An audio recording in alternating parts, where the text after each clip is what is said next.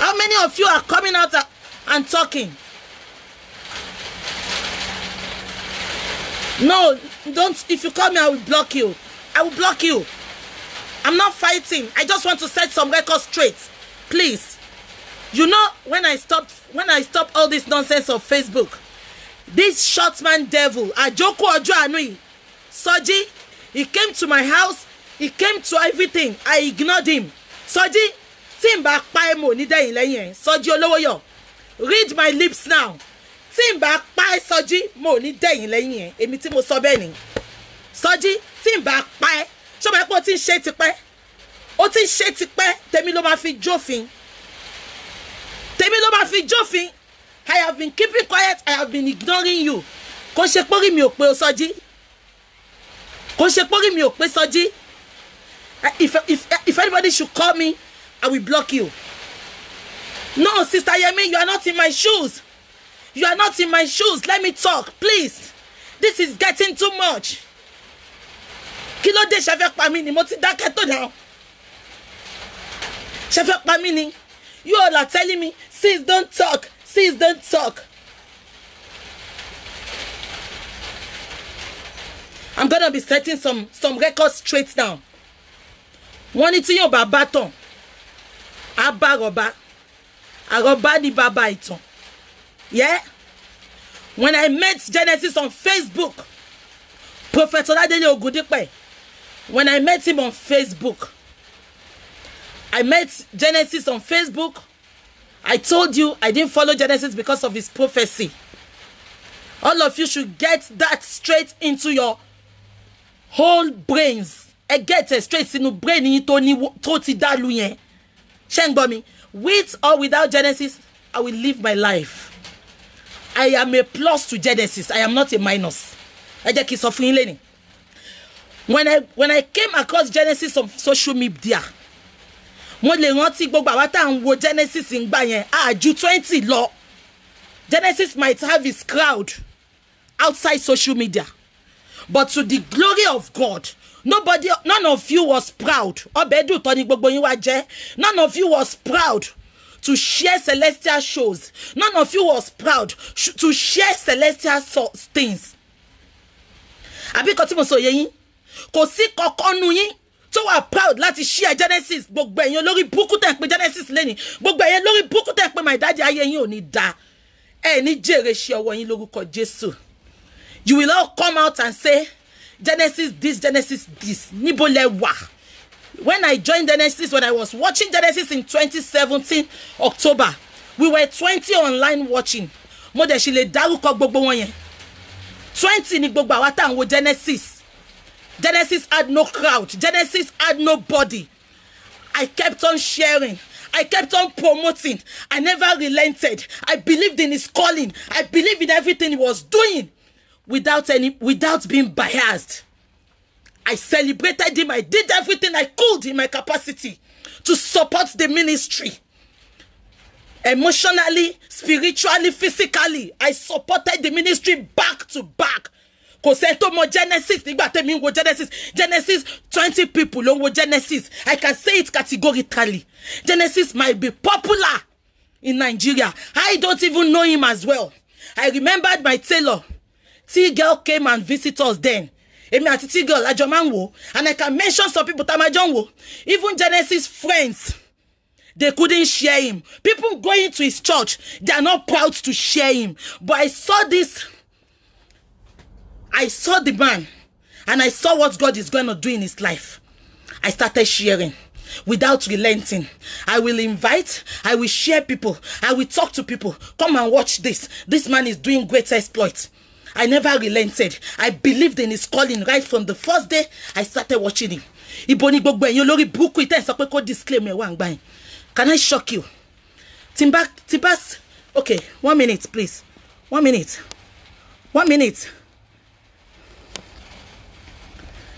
And you know what? Many of you will come out. Ati mo Genesis ti pẹ́, ẹ mo Genesis ti pẹ́, but a mo lára yín. A rí lára yín. Agbola Todoyin, you were not proud to show him to the world. You were not proud to celebrate him. You were not proud to share his vision. You were not proud to share him just because he's a Celestian. But I never relented. I was proud in his calling. Obedu Tony gbogbo yin fẹ́ wá jẹ. Aba Genesis bẹ̀rẹ̀ ni. Àti mo Genesis ti pẹ́. Ká yẹ gbogbo yin ẹ ní jèrè ṣe ọwọ́ yin. Let me just shock you now. I believed in his calling. I loved the way he preached when I followed him. And I decided I will follow him till my last breath. Ibo ni gbogbo yin wà ńgbà yẹn. Ẹ wá bọ́ síta. Disown him. Òun ló ń disgrace Genesis. Are you mad? Are you for real? So Timbawa lawyer ọ̀sẹ̀yàn yẹn mi pé mo disgrace ẹ̀. Sọjí lẹ́nu ẹ̀. Sọjí ìgbàgbé ṣẹ́ ni. Let me bring your memory back. You this stark illiterate. You this nothing but a waste of space in nínú obìnrin. You are a waste of space. Ó ti jẹ́ kí ìyá ẹ̀ kó ti fi ẹ́ ṣe nǹkan oṣù dànù. Ìwọ lórí burúkú ìwọ àjókòó ọjọ́ àánú. Let me just tell you today. Sọjí èmi àtẹ àjọ máa mú nǹkan lẹ̀ nítorí lórí burúkú ni ẹ́. Tó bá níta ló commit atrocity sí jù lórí social media. Sọjí ìwọ ni. Sọjí ìwọ ni. Ìwọ ló commit atrocity sí jù. Who are you to tell me to stop it? Oh, ní ṣoríire ò ní kú síbi tá ṣe wà. Gbogbo àwọn tó ń bẹ sọ̀rọ̀ tó bá so mọ́ mi tó ń bẹ sọ̀rọ̀ tó ń bẹ ṣe wọ́n ní jèrè ṣe ọwọ́ wọn. Sọjí ìwọ sọ pé kó disclaim mi. Tí ó bá ṣe Naija tó wà hypocritical ni. En tó ń sọ̀kò pa ni ẹ́. You are an outcast in the society. You are an outcast on social media. I detest you. Everybody hates you with passion. Ṣọ́ra àwọn tó ń bẹ ṣe gan. Wọ́n kàn manage ẹni kò sí nǹkan tó fẹ́ fi ẹ ṣe. Sọjí, who are you to say Genesis should disclaim me? Ever since I have known Genesis, not that I give them money in that church. I don't give them anything. But spiritually, physically, I have been a plus to him. When I mean plus, I am a plus. Ibo lórí burúkú gbogbo yín wà. Nígbà tí o ṣe ń tó ń wò, you never believed in him. Ẹ̀yin olórí burúkú arógòbògò jẹ́. Ìwọ wá bọ́ta òun sọ pé kí Genesis disclaim me. You are a very stupid boy for saying that. Tó o bá gbọ́ tán wá gbá àrọ́bá lọ́sàn-án. Àrọ́bá ni bàbá ìtàn. I have called what's her name? Mommy Shinkolomo. I called her. Somebody told me she insulted me. Reason I came out for her 3 days ago. I have called her immediately. I called Sister Shinkolomo for you all to know that I love peace. Kì í ṣe oníwàhálà. But she sọ fún mi pé Sister Shinkolomo jáde pé kò dé bú ẹ o. You can call Sister Shinkolomo. I confirmed. I called Sister Shinkolomo to say sorry to her. We apologized to each other. We embraced each other. And because of you, Soji, right now, Sister Maureen, I know I've offended you. I've insulted you. I'm out now to say sorry to you, Sister Maureen. Any which way tí mo bá ti ṣe yín, ẹ má bínú mà. Gbogbo ẹ̀yin tí mo ti ṣe lórí Facebook yìí, ẹ má bínú. Ṣùgbọ́n Soji, èmi àti ẹ máa jọ mú nǹkan lẹ̀. Ò ní ṣoríire. Olórí burúkú ọmọ òṣì, ọmọ àdánù, ọmọ tó jẹ́ kó ti fi ṣe kóṣù. Ó ní mo fẹ́ pààyàn 27. Ó tẹ̀ dúpẹ́ pé mo ti pa ẹ́. Wàláì. Ó dúpẹ́ pé mo ti pa ẹ́. Ó ní mo fẹ́ pààyàn 27. Ṣé ẹ lọ fi ń judge ni? Ìyẹn lọ fi ń judge ni. Ẹ̀yin olórí burúkú tó jẹ́ pé ẹ ní nǹkan kan tẹ́ fẹ́ contribute sí Genesis. Ẹ share video ẹ rí. Kò sí nǹkan tẹ́ ṣe fún rí. Ẹ fẹ́ destroy ẹ ni. Olórí burúkú yẹn fẹ́ destroy ẹ ni. Ta ló sọ yín di Judge Judy kó máa judge? Ta ló sọ yín di Judge Judy kó máa judge? Henceforth, I'm not gonna come out again. This is gonna be my last time of making a video.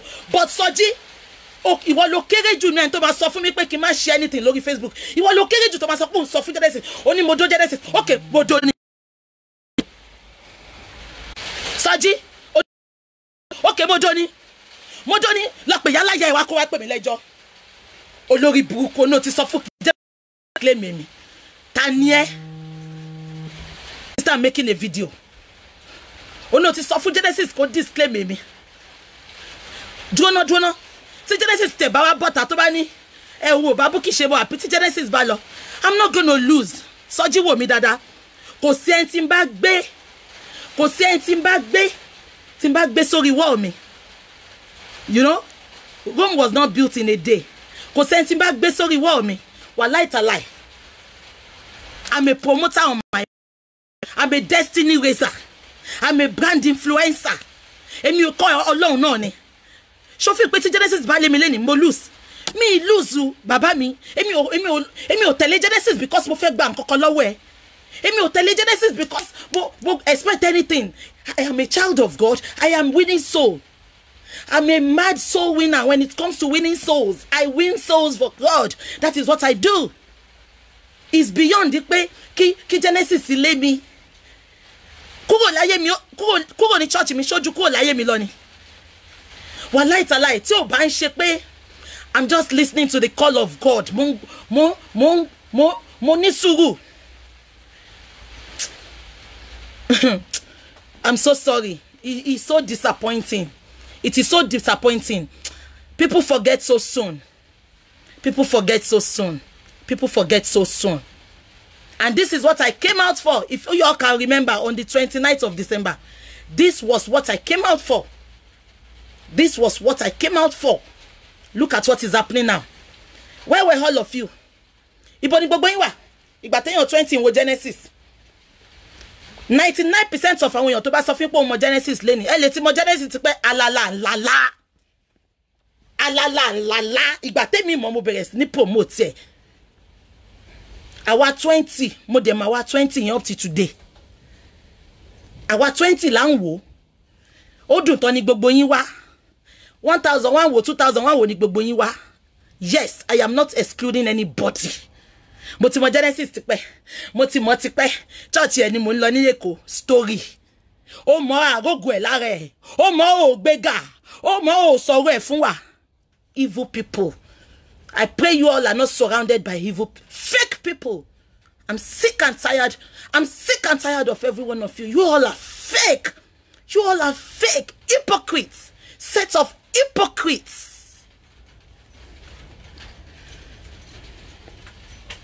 Set of hypocrites. 99% of people watching me, they will tell you Genesis might have been popular for years, which I don't mean disregard it. But on social media, I brought in. And your code lolo ma lo fún yàn. Obedu tó ní gbogbo yín wá jẹ́. My daddy, my father, my prophet. Ká kúlù fún yín kò ní yẹ gbogbo yín. Olórí burúkú yín. I know many of you that were calling me then when I was promoting this man. You were telling me, Bukky ó ga o. Ojú ò tiẹ̀ tẹ́ láti gbé nǹkan ṣẹlẹ̀ sórí wall ẹ̀. Àwọn èèyàn kì í wo ṣẹlẹ̀ mọ́. Ẹ ti gbàgbé nǹkan tí gbogbo yín sọ fún mi ni. Mo de because me, ibi tí mo bá ń lọ ni mo máa ń face. I don't get distracted. I never relented. Wọ́n wá ń ṣépè fún mi ó sọ pé mo ò lọ́kọ. Kí ló kàn mí kọ́kọ́? À ń sọ̀rọ̀ oríire, ò ń sọ̀rọ̀ ọkọ. Tọ́mọ̀tẹ̀ wá ń sọ bí ọkọ bíi ti ẹni olórí burúkú. Dirty looking idiot. Very dirty guy. I detest you. I hate you with passion. I hate you with every breath in me. Soji, you are an outcast. Wọ́n dẹ̀ máa jòkó pa ẹgbẹ́ yìí ni. Olórí burúkú ọmọ. Ìwọ ló báyé Genesis jẹ́ náà. Ìwọ ló gbé Genesis wá sórí social media. Ìwọ ló pe Mama Aláṣàbí pé Genesis gbé mi lọ sótẹ́ẹ̀lì ní Dubai. Ó ti gbàgbé ni. Ìwọ ló báyé Kasali jẹ́. Ìwọ ló báyé Òjó jẹ́. Ìwọ ló báyé Macaulay jẹ́. Gbogbo àwọn èèyàn Ọlọ́run ìwọ ló báyé wọn jẹ́. Meanwhile, bàbá ẹ pósí ni bàbá ẹ fi ń lé wọn kiri inú inbox tó ní kó wá ṣiṣẹ́ pósí. O rí show bàbá ẹ ṣe. O gbé bàbá ẹ wá sórí social media. Sọjí a máa pa wọ́pọ̀ pa ẹ ní. Igi ewédú ló máa wó pa ẹ gbẹ̀yìn bó ṣe wà yẹn. Igi ewédú máa wó pa ẹ gbẹ̀yìn ni. Ìwọ lórí burúkú ọmọ. Ìwọ ọmọ tó jẹ́ kó ti fi ẹ́ ṣe nǹkan oṣù. Ẹ̀ńtáyé ń wò láwò sùkú tó ń wo rẹ̀ láwò rẹ̀ tó sọ pé ẹni àjítọ́ náà wò. Ò ní kúre lẹ́nu ẹ. Ìwọ ní o sọ fún Genesis kò dé sí. Wọ́n bí ẹ̀dá. Kò bí ó tẹ̀ jẹ́rìí wọn. Bó jẹ́rìí Genesis kò ní dẹ́ lóhùn. Ẹ gbàgbé bó ṣe happen. Ẹ gbàgbé pé Genesis help bàbá mi. Ẹ gbàgbé ẹ̀. Mo fẹ́ yẹ kó gbé voice note ibi sí Genesis sọ fún ẹ. Tó ti bà mí jẹ́ fún ẹ. Mo fẹ́ yẹ kó gbé jáde. I challenge you to bring it out. Tó bá gbé ibi tí Genesis bà mí jẹ́ fún ẹ síta. Wàláì. Ò ní jèrè láyé, ò ní jèrè lọ́run Sọjí.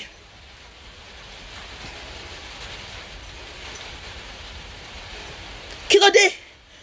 Ó ti ń pọ̀ jù fún ẹ now, and you all will be telling me keep quiet. Mélòó nù yín ló bọ́ta sọ̀rọ̀? èmi ni bàtà ń dùn lẹ́sẹ̀ náà. Èmi ni bàtà ń dùn lẹ́sẹ̀ náà. Ìwọ ló bọ́ta náà. Ìyá ẹ̀ ló pa bàbá ẹ̀ ló pa Yẹmú. Mo lórí burúkú tó fún yín story. Sọjí tí n bá mú ẹ, ò ní délé wò tán. Ò ní délé ròyìn. Èmi mo fayé mi búra. Ayé tí gbogbo yín jẹ́ ni pé mo gbé London. Ọlọ́run. Èmi ni mo fayé mi búra. Kí ló dé? Gbogbo ayé mi ni mo fi ṣe, that is me. Tí n bá ń serve èèyàn, ó dàbí ìgbà tí mo tẹ̀lé ìyá Ìsábọ̀dì náà ni. Ẹ wá mú èèyàn tó dáa, ẹ sọ dé èèyàn tí ò dáa. Kí ló dé? Why are people wicked? We live in a wicked world. Wọ́n á mú ẹ tó dáa, wá dé sọ dé tí ò dáa. When I was following Esabod too, I followed that genuinely. I followed that with every breath in me.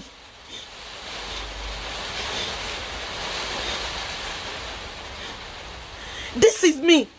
I'm a loyalist. No, he's not working me up. He's getting too much. He's getting too much. Èèyàn kan akọ̀dé akọ̀wà máa bàyàn jẹ́ lórí social media. Ṣé mo ń gbowó lọ́wọ́ Genesis ni? Mi gbowó lọ́wọ́ ẹ̀.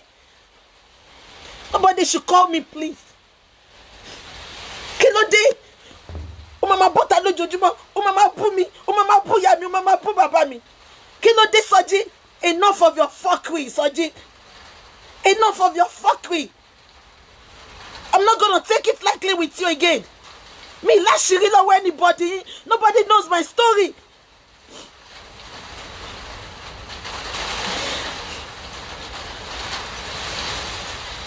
What is it for crying out loud? Ta ló ń bá yín jà du Genesis? Mi gbowó níbẹ̀ now. Mi gbowó níbẹ̀. Kí ló dé?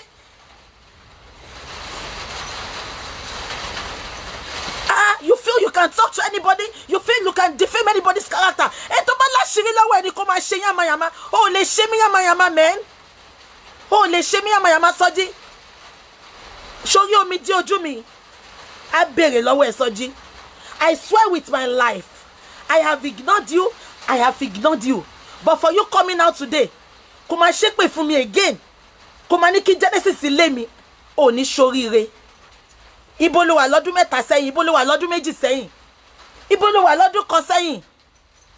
A máa rí yín, ẹ̀yin olórí burúkú dédé.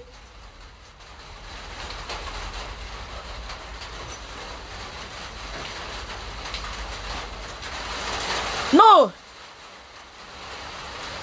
Àròkàn ni kò ṣẹjọ́ Sọjí. Kò ṣẹjọ́ Sọjí náà. Àwọn tó fún lọ́rọ̀ sọ ni. Kò ṣẹjọ́ ẹ. For Sọjí to come out, kó máa ṣépè fún mi. Wàá ṣépè fọ́mọ mi, wàá ṣépè fún mi. Sọjí, láti èní lọ, gbogbo ẹ tó bá bá mi ṣe, tó bá bẹ́ẹ̀ ṣe, gbogbo ẹ tó bá bá mi ṣe, tó bá bẹ́ẹ̀ sọ̀rọ̀ lásán, máa bọ́ta gégùn fún wọn ni.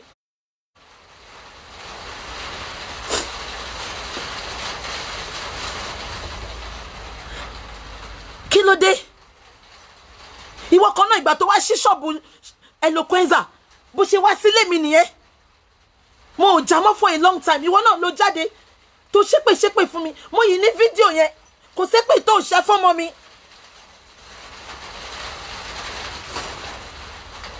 Kí ló dé? Ìwọ ló mórúkọ àwọn ọmọ ọlọ́mọ ló mú lọ sínú igbó. Gbogbo àwọn wòlíì Yẹmí Ṣónúbì, wòlíì Yẹmí tó wà ní Ọláyẹmí tó wà ní Manchester. Ìwọ ló sọ̀rọ̀ wọn, ó máa mú wọn wálẹ̀ ni. Bàbá olórí burúkú dẹ̀rẹ̀ tó kọ́ tọ́ílẹ̀tì tó fi pákó kọ́ tọ́ílẹ̀tì tó sọ pé òun kọ́ church. Ó ní gbé story bàbá ẹ̀ wá. Ha! Sọjí, gbogbo mi jẹ́ ara mi máa bẹ́ ẹja. Gbogbo ẹkún tí mo sùn lé ní, gbogbo ìtara tí mo fi bọ́ta wá sọ̀rọ̀. Because nínú ẹkún, nínú pain that mo fi bọ́ta, because mo bẹ́ sọ̀rọ̀. Àti Ṣíkú lọmọ tí mo dẹ̀ sọ̀rọ̀ sí. Wọ́n pè mí sọ fún mi ni pé àti Ṣíkú lọmọ sọ̀rọ̀ sí mi ni mo ṣe bọ́ta. Mo dẹ̀ ti pè wọ́n immediately. For you people to see that I'm a peacemaker. I don't like wàhálà. I'm a new person. Mo ti change. To God be the glory. Call Aunty Shinko. Mo pa Aunty Shinko lẹ́sẹ̀kẹsẹ̀. Mo na Aunty Shinko, I'm very sorry ma. Ẹ má bínú ma. Ẹ tó sọ fún mi ni o, ló fún mi ní wrong information. Àwọn náà dẹ̀ bẹ̀ mí. Ajo berawa, bó ṣe jẹ́ kó wà lórí social media nìyẹn. I'm not too big to say I'm sorry if I offend anybody. I am not too big. This is me. I'm a very, very humble person. I am not too big to say sorry to people if I offend them. But when I'm on my right, I will never say sorry. I am not too big to say sorry to people. I say sorry to people. O de bota un fọwọ́ lálẹ̀ fún mi. Àtijọ́ tí mo ti ń sọ̀rọ̀ mo pé rí, mo dá sí ẹ, mi ń ṣe bẹ́ẹ̀ nítorí ẹ. O mama rant because mo rí as an illiterate, but pronouncing kogo o mo sọ. You are a stark illiterate. Oh, gbóyìnbó gbọ́n kankan, you lack everything. Oh, ní kankan. Nǹkan tó fi ń pe èèyàn lọ́kùnrin kò sí nínú ayé ẹ. So kí ni mo fẹ́ bá gbà bẹ́ẹ̀ sọ? As far as I'm concerned, Soji, you are a non-living thing. A non-living thing. I detest you. That's why mo ti ende alone. But for you to be coming out back to back, to be cursing me, to be cursing my father. Àwọn òkú ọ̀run wájà.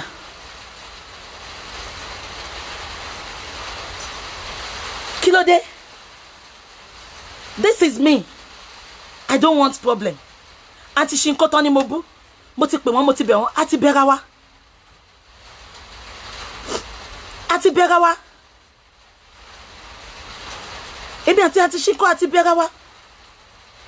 Ó wá fọwọ́ lálẹ̀ bó kì í ṣọ́ra ẹ̀ wọ́n bẹ̀ mí fún ẹni. Ayé àwọn tó bẹ̀ mí fún ẹ ò ní dá. Àwọn tó bẹ̀ mí fún ẹ wọ́n ní jèrè sí ọwọ́ wọn. Igi ewédú máa wó pa tọmọtọmọ gbẹ̀yìn ni. Ẹ wò gbà tó wá bá Ṣadé ní Manchester. Ẹ lọ wo show yẹn. Ó lọ síbì kan ní McDonald's. Gbogbo èpè ayé yìí ló ṣe fáwọn ọmọ ẹ̀ láì ṣe mi.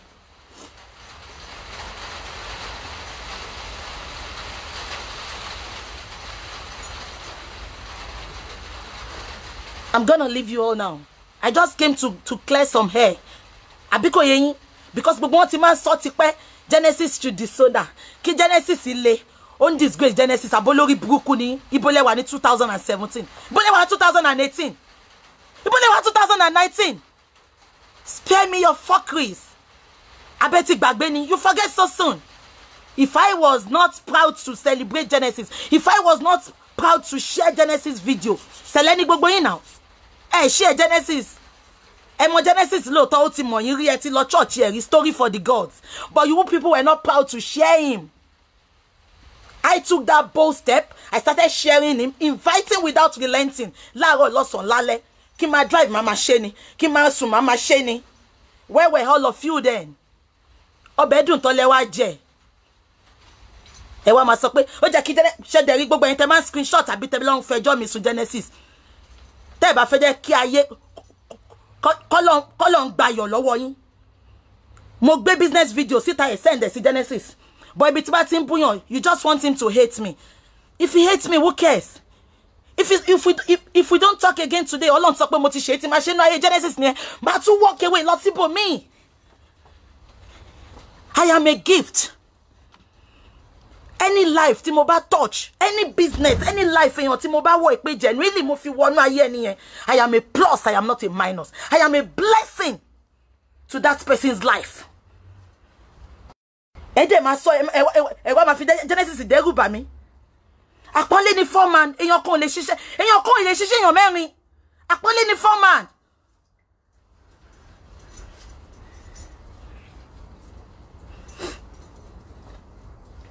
Kí ló dé? Ó jẹ́ kí Genesis ti disclaimer ni. Ó jẹ́ kí Genesis ti disclaimer ni. Orí yín burú bí egun tó ṣọ́ngi.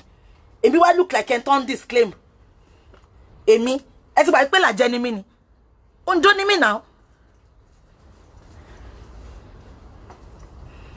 Me, I don't, Shamonko, let me just tell you people one thing now, for you to get it straight into your skulls. Me nja sinko. Me nja sinko. Honestly, nǹkan tó bá jẹ́ tèmi, ó máa bá mi kalẹ̀ ni.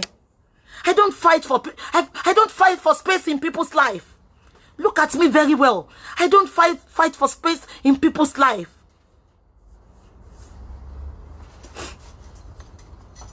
I don't fight for space in people's life.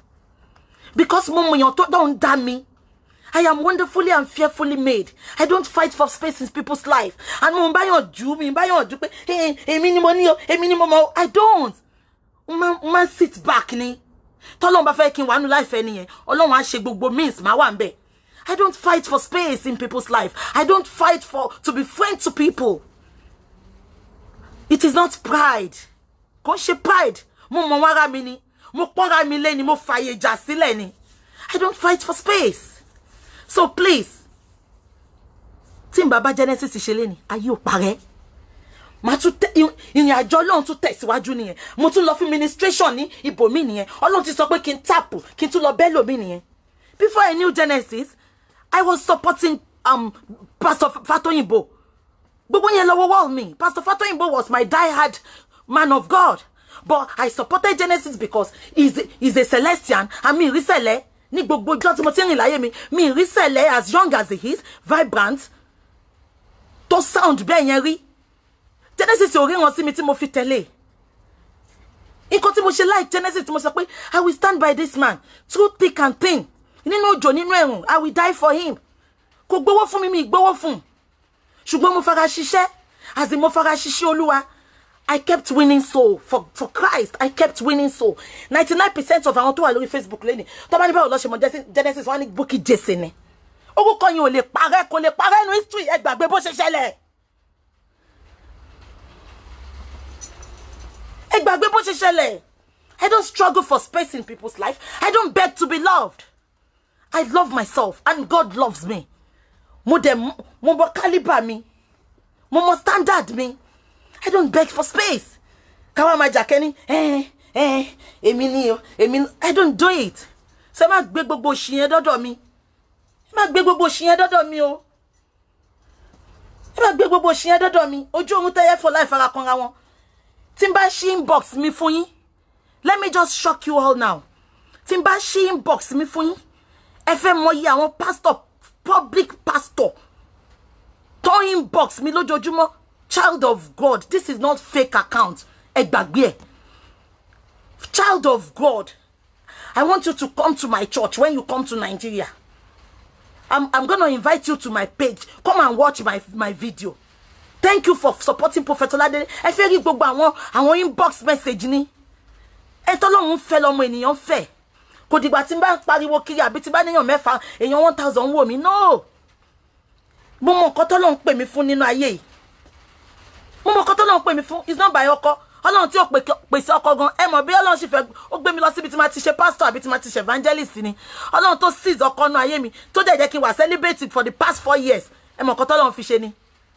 Ó wá ń kà yẹn ṣe èbú òfin yẹn ń bú mi kò lọ́kọ Bukky ò lọ́kọ àbólórí burúkú ni ẹni.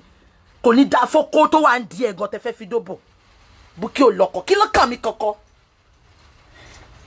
Tí n bá ti jèrè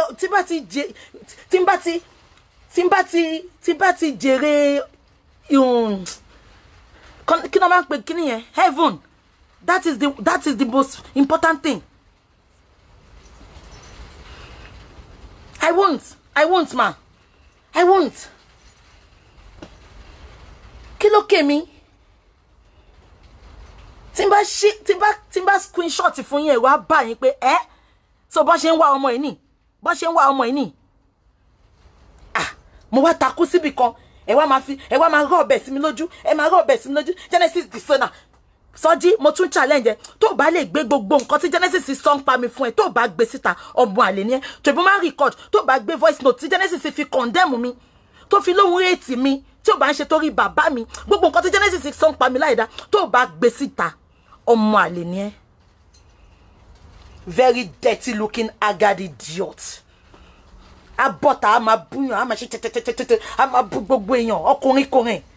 Ẹ̀yin obìnrin try o, honestly, ẹ̀yin obìnrin try o. I would rather remain single than settle for that Sọjí kíru Sọjí yẹn fọwọ́ kàn mí. Mo yẹn yín tẹ́ ń dúró bá sọ̀rọ̀ gan tẹ́ máa jókòó tí tẹ́ máa wò lójú báyìí. Mo yẹn yín o, ẹ̀ ń dòdò kúdò ẹ̀yin obìnrin o. Of course, ìfẹ́ tí gbogbo yín ní sí mi lẹ fi tẹ̀lé mi lọ síbẹ̀. Ẹ lọ sọ́dọ̀ dádì mi, Kí ló dé? Ẹ dẹ̀ fẹ́ frustrate life mi, ṣógun láyé ni. Ẹ jẹ́ kó rí pé ká gbé jẹ́ fórí o. Gbogbo ìwà ọmọ street yẹn ìwà lọ́wọ́ everybody wa kan tọ́wọ́ ìbáṣọ ni o. Ẹ jẹ́ ká gbé jẹ́ fórí gan o. Èmi ò fọ́ṣẹ́ má kó ṣì bá mi o. Ẹ jọjọ o. Orí ta fi ṣèwé yìí wà ń bẹ o. Please. Mo gba Jésù àbí mo ń tẹ̀lé yẹn Ọlọ́run sọ pé kò sí wèrè yẹn ń bẹ o. certificate mi wà nulẹ̀ o ẹ má jẹ́ kí n ṣí page kan yín o taba de ma sọ o ti tẹ̀lé o ti ṣé Genesis go defend ara ni spare me your fuckery jo gbogbo yẹn lọ jókòó stop being hypocritical Genesis go come out láti defend ara ni àbí gbogbo bó ṣe attack Genesis will come out and defend himself. So why are you telling me don't talk? Are you all for real? Are you for real? I have kept quiet enough and you all know after bá fẹ́ ṣe Ọlọ́run mo ti dákẹ́ tó àfi tí gbogbo yín bá fẹ́ ṣe Ọlọ́run mo ti dákẹ́ tó even Genesis gan Genesis ma bọ́ta Genesis gan máa sọ̀rọ̀ ó máa tó bá sọ̀rọ̀ sí Genesis náà ma bọ́ta ó máa fún wọn lésì náà ẹ̀dẹ̀ máa sọ Bukky don't talk ẹ̀jẹ̀ ló ràn lára mi náà olórí burúkú táyé ọmọ táyé ń ṣépè fún olórí burúkú àwa máa bọ́ta lójoojúmọ́ ibo ni gbogbo yín wà kí n rí ni gbogbo yín máa ń rí náà kí ni mo tún ṣe fún lẹ́ni ṣó tí mo ṣe níjẹta mi ìsọ̀rọ̀ ẹ̀mí ìdárúkọ ẹ̀ why will he come out again today and start cursing why will he do that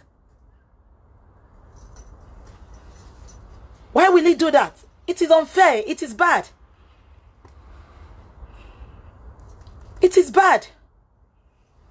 let's call a spade it is bad you all cannot take it because you are not in my shoes. Somebody told me Shinko Lomo said this and that. Reason I insulted Shinko Lomo. And immediately my sister, I don't want to mention her name. She's always having my back. She called me, she said that, Bukky, what happened? Shinko Lomo came out and she was talking about you. And I called her immediately. For you all to know I'm not a coward. I called her immediately. Muni auntie, wọ́n ń bú mi kí ni mo ṣe fún yín? Ṣé bẹ́ẹ̀ ilẹ̀ kọ́kọ́ bú mi. Wọ́n dé láwọn ò bú mi pé àwọn gan wò pé ṣáwọn ṣẹ̀ mí ni.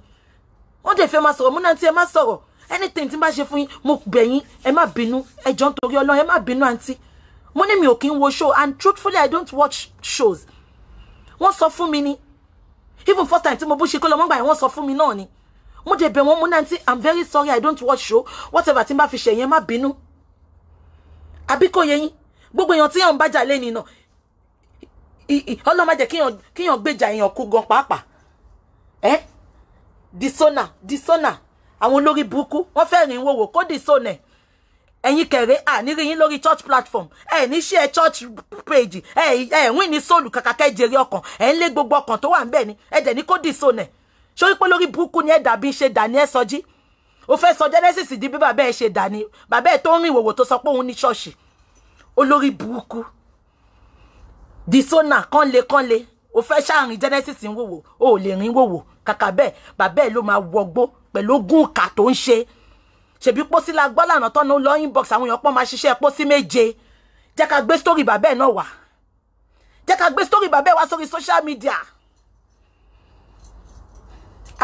àwítọ́ sọ pé bàbá tèmi ó ní kọ́ọ̀sì ni lọ bí wọ́n ó mọ̀ pé bàbá orí ló fi rìn wọ́sẹ̀lẹ̀ wọ́n ṣèbọ́n kí lọ́nà máa wà pé bàbá náà bátìrì ṣájà ló pe bàbá nìbàdàn bàbá ò mọ kankan pasẹ̀ ló kọ̀ bẹ̀rẹ̀ sẹ̀lẹ́ ni ìtorí ẹ̀ ló ṣe mọ́ story bàbá mi lọ bèrè lọ́wọ́ anybody. My father, late Gilbert Jesse, he was the when we talk God wide in Celestia, kò sẹ́lẹ́gbẹ́ Jesse tí wọ́n àtọ̀ṣọ́fà táwọn bàdá bá jáde Jesse lọ́ọ́ máa ní kó lọ ṣe ìwàásù yẹn because ó máa mi gbóró títí my father was never a prophet but late Gilbert Jesse, he was a doyen of evangelism. Doyen of look Google temo òyìnbó yẹn. Upeki Pius, ẹ bá mi check òyìnbó yẹn. Doyen of evangelism. Gilbert Jesse. Aboya wèrè ni. Oni wo is of Shofa láti check pé fún bàbá mi. O Shofa check pé fún bàbá mi. Wọ́n wá bàbá mi, wọ́n kó jẹ rush ni. Wọ́n kó jẹ rush ni. Jesse, tó bá ti débi kan báyìí, ó máa turn game changer ni. Why did you think I love Genesis? My father was a game changer. Oh my ko Shofa wa nbe o ma sọ pé Jesse ni kó ṣe wàásù. Doyen of evangelism. A ma sọ pé bàbá ẹ ṣe kíní kan. àní ẹ tó fún yín tán ayé ò ní da wọn fún yín tán tó da àrọ wọn rí tán fún yín ẹ wá kí n sọ tán bàbá mi fún yín bí ẹ ṣe pa bàbá ẹ unfortunately ìyá mi kú kí bàbá mi tó kú so báwo ni ìyá mi ṣe pa bàbá mi ẹ kàn máa sọ nǹkan tẹ́ mọ̀ ẹ máa sọ nǹkan tẹ́ mọ̀ Gilbert Jesse ẹ pa Sọjí bàbá ò tiẹ̀ mọ̀ tọ̀nà because orí ló fi rìn wọ́sẹ̀lẹ̀ bàbá Jesse of Teju Osho Parish bàbá Jesse ikú mà bọ́lá jẹ́ o ọgẹ́gùn fún bàbá bí gbogbo àgbàtẹ̀lẹ́ dá ó gbẹnu mi wọn bọ́ ṣọ́fàdá wọn bí bá dáadáa kò sí Jesse níbi kankan kò sí wàásù ni no Jesse no preaching every harvest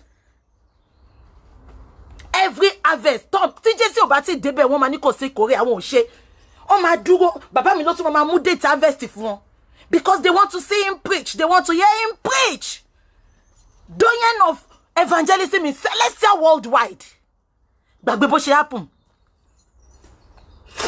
ó mọ̀ pé bá ti ṣàjà ni kó tó join ìṣẹ̀lẹ̀ kò mọ̀ kankan pa lànà ìbò half plot tí bàbá ẹ̀ jogún fún òun ló lọ fi kọ́ toilet tó sọ pé òun kọ́ ṣọ́ọ̀ṣì lọ wo bí tí bàbá ẹ̀ kọ́ ṣọ́ọ̀ṣì sí náà àbájọ tí sùtánà gbogbo àwọn tó lọ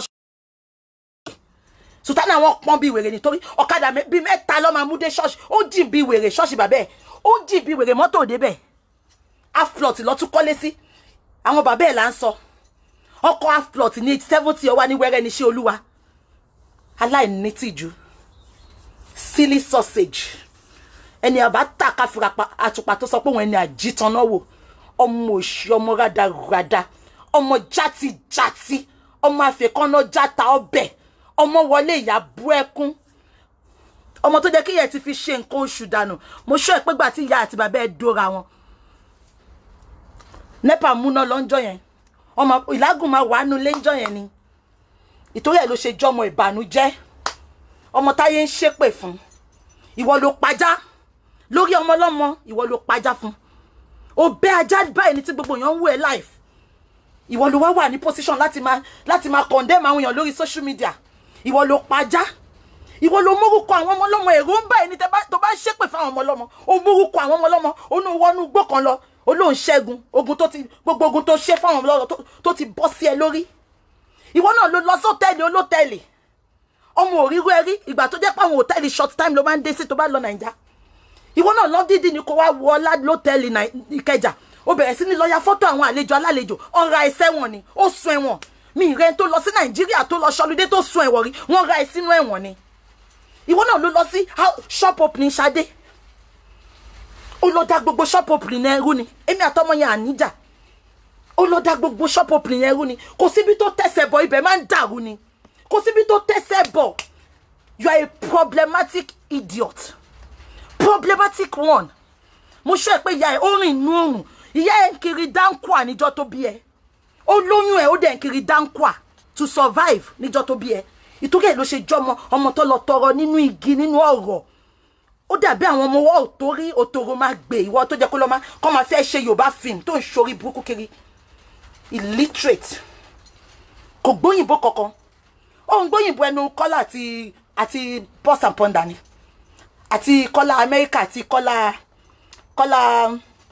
kí ló kọ Kọ́lá pàdé mi náà ó kọ gbogbo fún Kọ́lá náà kéèké àpọ̀sù kéèké kí ló kọ wọn náà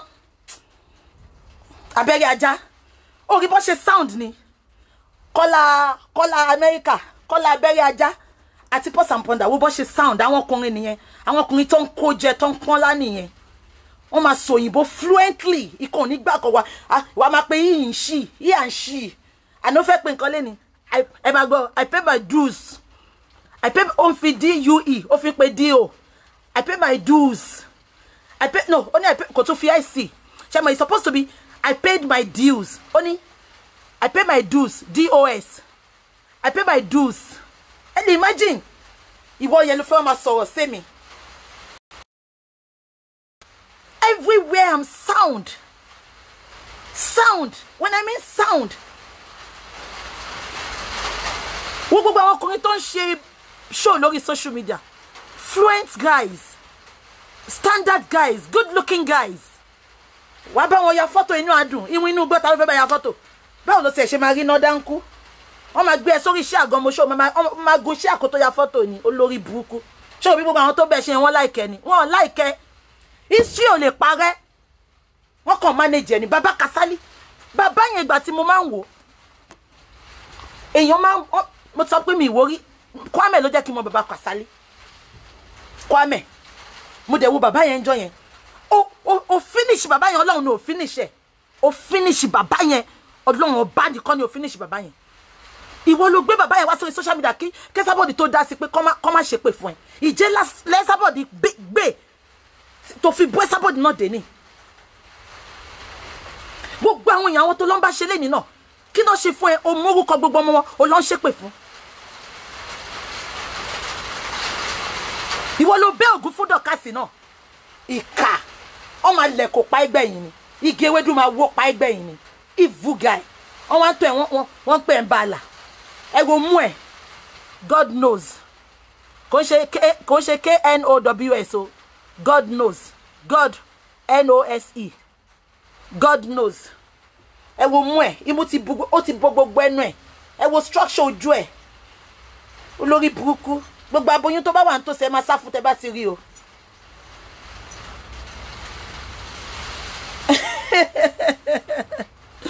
ẹ ṣe jàre ẹ̀yin èèyàn gidi ẹ̀yin èèyàn yìí ẹ̀yin classic very autistic idiot ó ń gbowó disable now olórí burúkú tó wà lọ́wọ́ nǹkan tó máa pa ènìyàn gbẹ̀yìn nǹkan tó máa pa ènìyàn àwọn wòlíì tó ń báyé wọn jẹ́ lọ́hùn ẹ̀ àwọn tó yẹ èmi ọlọ́run ti rí mi ní òṣèjẹ́ ńlágbára bí àwọn wòlíì yẹn wàá ti pọ̀ ẹ̀jẹ̀ lẹ́nu wàá ti kúkú giver wàá ti kú dànù ẹni tó bá fẹ́ jẹ́ ìgbélé ayé á kú dànù ni àwí tó ná pààyàn 27 ṣojú òrí yẹn rí ni ṣojú òrí yẹn rí ni ṣó ti kú náà ni ìwọ tí ẹ̀ kú náà ká wá mọ̀ nǹkan tá fẹ́ ṣe lẹ́yìn yẹn kú tó bá kú náà ká wá bẹ̀rẹ̀ láti bẹ̀ yẹn no God knows ikọ God knows NOSE kò ń ṣe knows it's supposed to be God knows but God knows imú ẹ̀ ni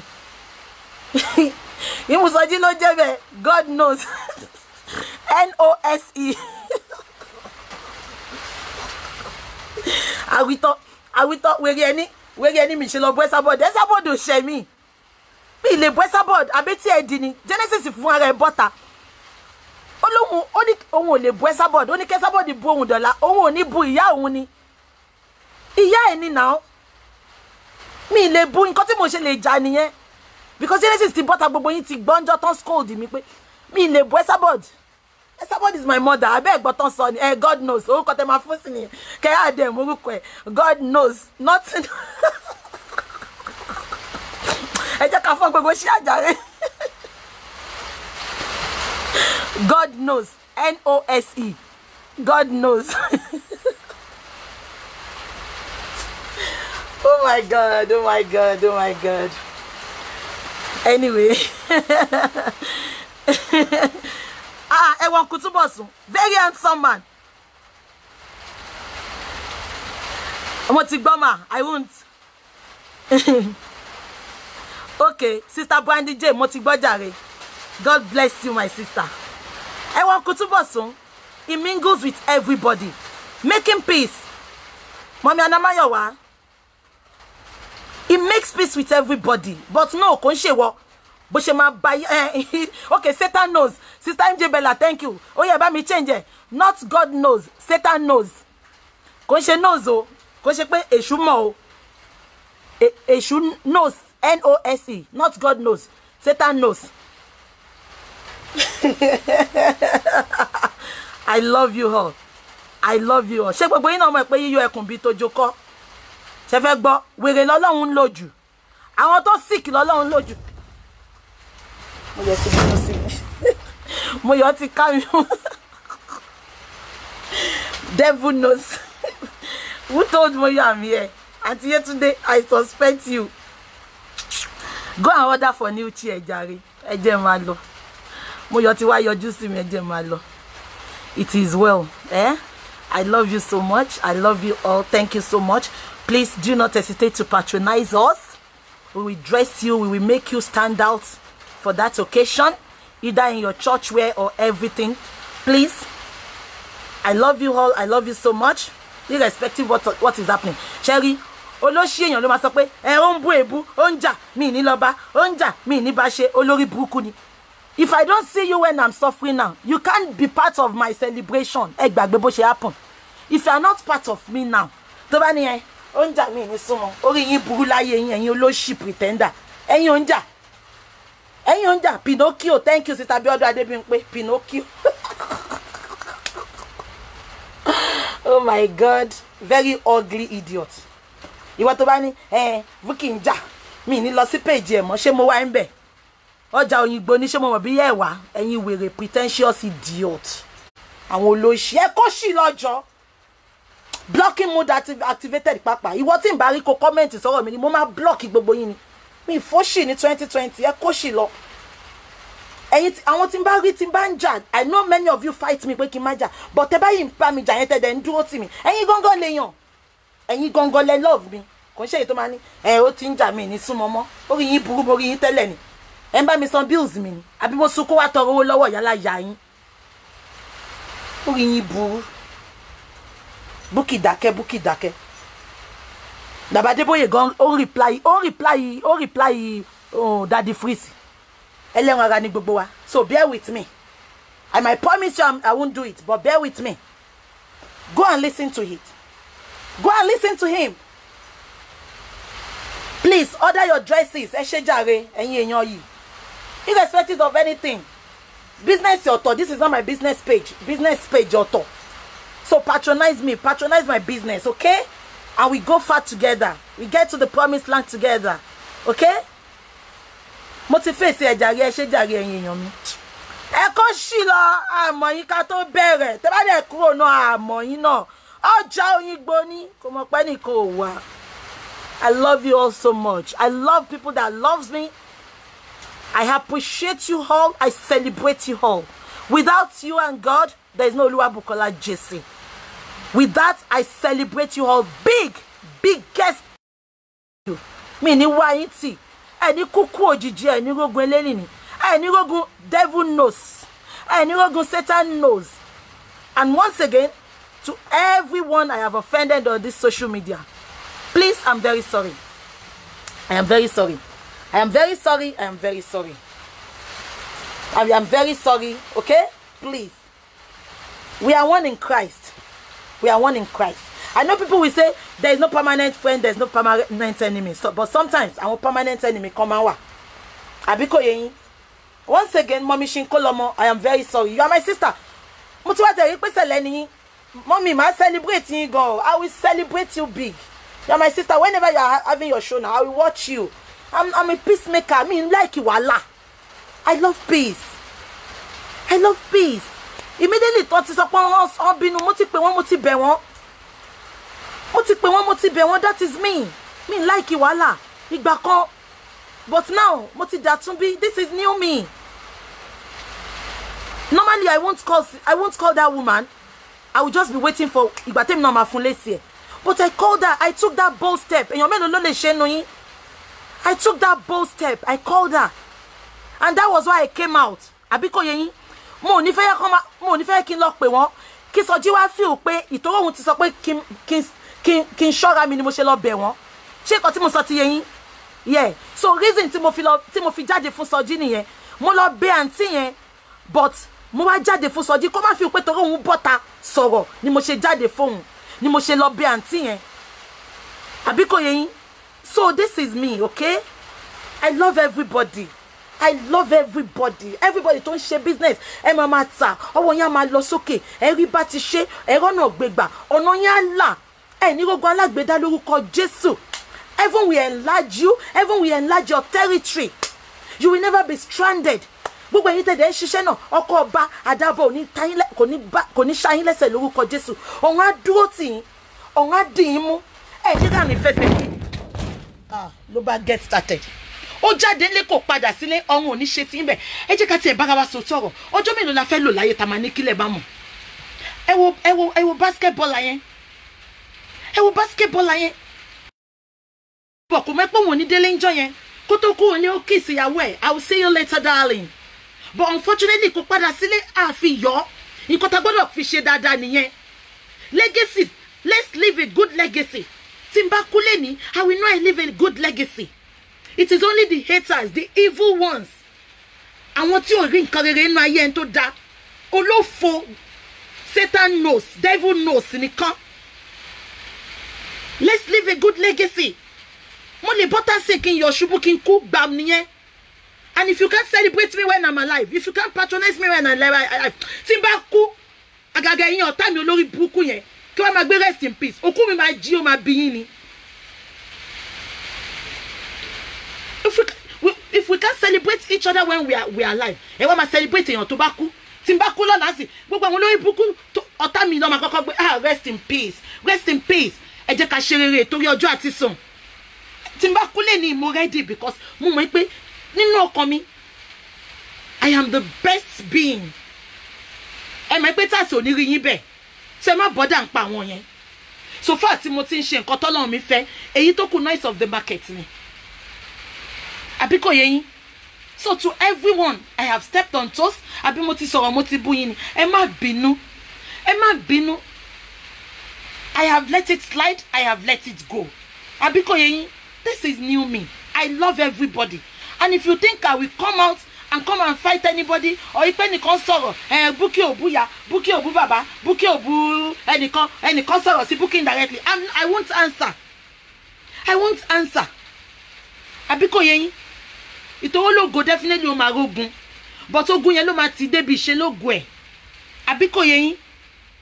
So if you tẹ́ bá lè dúró tì mí sìn, tẹ́ bá lè jìyà yẹn pẹ̀lú mi, very very soon, don't come and be telling me stories o. Àbọ̀gbà tán bí àjọ lọ school ni màá ní mo mọ̀ yín o. Àwọn tó dúró tì mí during thick and thin. Ẹ má sọ pé torí ó ti ń sọ̀rọ̀ ẹlẹ́ran ara ni gbogbo wa. Ẹ jẹ́ kó fa abẹ́rẹ́ yẹn gún yín kẹ́rí bó ṣe ń rí. Okay? So till I come your way next time, I celebrate you all, I appreciate you all from the depth of my heart. Heaven will honor you all as you are always coming to me, you know, praying for me. My big mommies, all my big mommies, as they're always calling me, talking to me. Yeah, I appreciate you. Àtẹ̀yin àbúrò mi, àtẹ̀yin ẹ̀gbọ́n mi, mọ́ra wa rí now. Gbogbo wa mọ́ra wa orí Facebook láti pàdé. Ọlọ́run dẹ̀ jẹ́ kí gbogbo wa di ìyá mi, di bàbá mi, di ẹ̀gbọ́n mi, di àbúrò mi. Adẹ̀ múra wa. Satan knows. Stop flagging. Devil knows. Stop flagging. Wadakola ole adinuga ni fáwọn number ya Ṣẹ́gun. Satan knows. Stop flagging. Devil knows. Stop flagging. I love you all. I celebrate you all. I celebrate the grace of God in your life. You all will live to hit the fruits of your labor.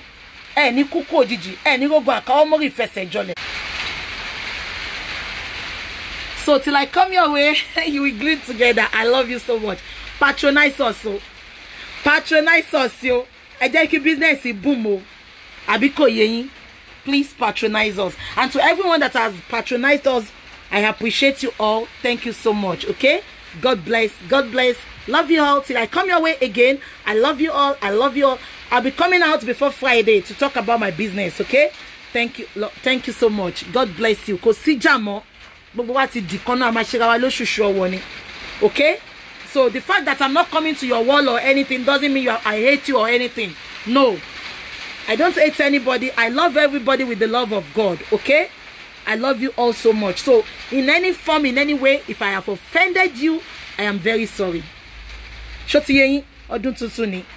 It's gonna be our year of good news in Jesus' mighty name. Okay? I love you all so much. Thank you. Bye-bye. God bless. God bless. And to everybody that was calling me and I'm decline. Emma Bino Simi. Emma Bino. You know I'm not rude. Emma Bino. I love you all. God bless. Bye. Bye.